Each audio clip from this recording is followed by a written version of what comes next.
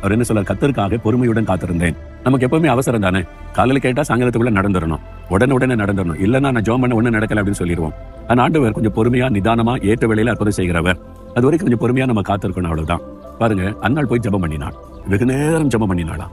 வெகு நேரம், எவ்வளவு நேரம் தெரியல, பல மணி நேரம் ஜெபிச்சிருக்கலாம். குழந்தை இல்ல, நிந்த நெருக்க வேதனையை கண்ணீர் விட்டு அழுது புலம்பி ஜெபிக்கிறாள். வெகு நேரம் ஜெபம் பண்ணுகிறார். அதாவது பதிலை பெற்றுக்கொள்ளும் வரைக்கும். அங்க இருக்கிற ஊழியக்காரர் சொல்கிறார், உன் வேண்டுதல் கேட்கப்பட்டது, சமாதானத்தோட போனி பதிலை பெற்றுக்கொள்ளும் வரைக்கும் பொறுமையாய் ஜெபம் செய்வது. அவசரப்படக்கூடாது.